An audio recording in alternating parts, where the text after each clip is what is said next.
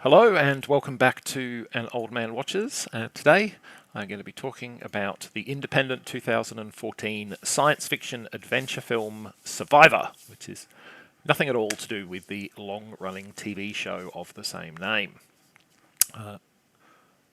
In the film, 7 interstellar ships are dispatched from Earth after the conditions for life on our planet become pretty much unsustainable.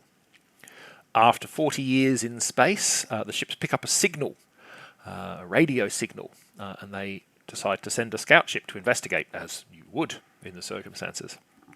Unfortunately, they get caught in a wormhole, a rip in space, and their shuttlecraft basically breaks apart. The crew are scattered across the surface of a hostile planet, and with the captain having a broken leg, it's up to recruit Kate Mitra to save the day. Fortunately, Kate's a bit of a badass. Physically fit, an expert with a bow, not sure why she would have picked up that skill on a spaceship, but it certainly looks cool, and possessed of a quick mind. Unfortunately, the planet on which they have landed appears to be a largely barren wasteland and is populated by dangerous creatures, both humanoid and otherwise. Kate is going to have her work cut out for her if she wants to save the day. So Survivor was produced by Arrowstorm Entertainment, a small Utah-based film company that released a number of mostly fantasy-themed movies during the 2010s. Arrowstorm went quiet on the film front after 2017. However, as they switched to TV production, the television show The Outpost was their work, if you're familiar with that. As a science fiction film, therefore, Survivor was one of their occasional forays into other genres, and it was also the first of their movies that I ever saw. I became aware of the film through Kickstarter, backing the film in 2013. Now, the goal of that Kickstarter campaign was to raise $40,000, which, in the movie industry is practically nothing. So I don't know what the full budget was, but the fact that $40,000 might have been significant to them means it was a pretty tiny amount by industry standards. Now, I've seen some wildly varying quality of films come out of Kickstarter campaigns. Some good, some really, really bad. Survivor is definitely sort of in the former camp. It's not flawless by any means, but I had a good time watching it, and I happily backed a number of other Arrowstorm projects in the following years, most notably the Mythica series of films, which featured Critical Role's Matthew Mercer in a major on-screen role.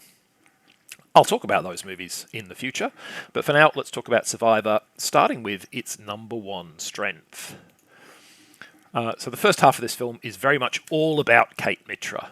It's therefore imperative that Arrowstorm get the right actor for the role, and in casting Danielle C. Ryan, then being billed under her birth name of Danielle Shukran, they really nailed the brief.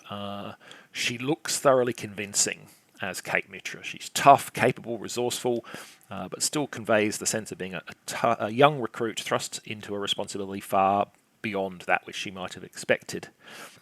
Now, since making this movie, Ms. Ryan has gone on to work consistently in both film and television, including a few episodes of Criminal Minds, though she doesn't seem to have ever landed a truly breakthrough role.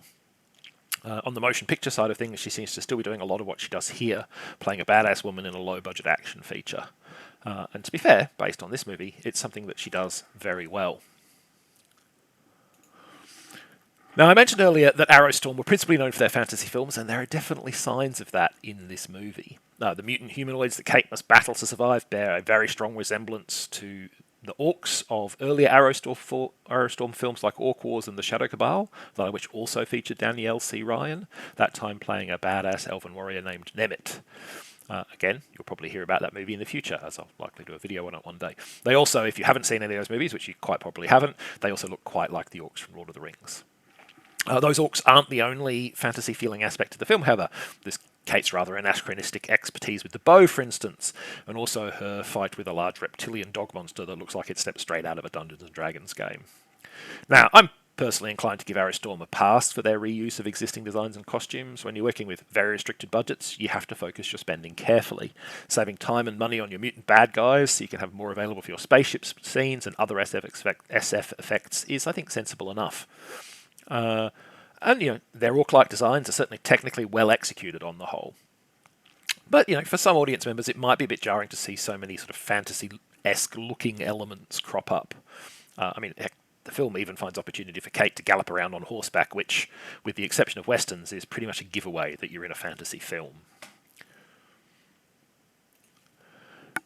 Now, while I'm willing to give the fantasy elements of the film a pass, there are also some other aspects of the film that I do have to admit clunk a bit. These aren't in the acting, which is adequate to good, depending on the cast member, or in the effects and costumes, which are, as already noted, are fairly well done. It's not even in the action scenes. Traditionally, these are a weakness in low-budget fare because safely staging convincing high-octane action is difficult and expensive, but the filmmakers have obviously done a much better job of that part of the movie than I would have expected them to. The script, however, does have some weaknesses. It includes some very clunky exposition/narrative bits that come across more like infodump cutscenes from a computer game than natural conversations between the characters. And Kate's combat skills also seem to wax and wane according to the narrative needs of the moment. Finally, the story has, let us say, some very strong and very obvious echoes of a famous science fiction film from the late 1960s, and the supposed revelation, which is pretty easy to see coming, doesn't have all the narrative impact that I think was intended. Overall, though, except for the unfortunate inclusion of right-wing conspiracy theorist and generally awful human being Kevin Sorbo in the cast, Survivor is a fun science fiction action romp with a strong central performance. And if that's your kind of thing, check it out. Next time, Quentin Tarantino's breakthrough 1992 hit Reservoir Dogs. But that is next time. Until then, thanks for watching this video, and I hope you enjoyed it.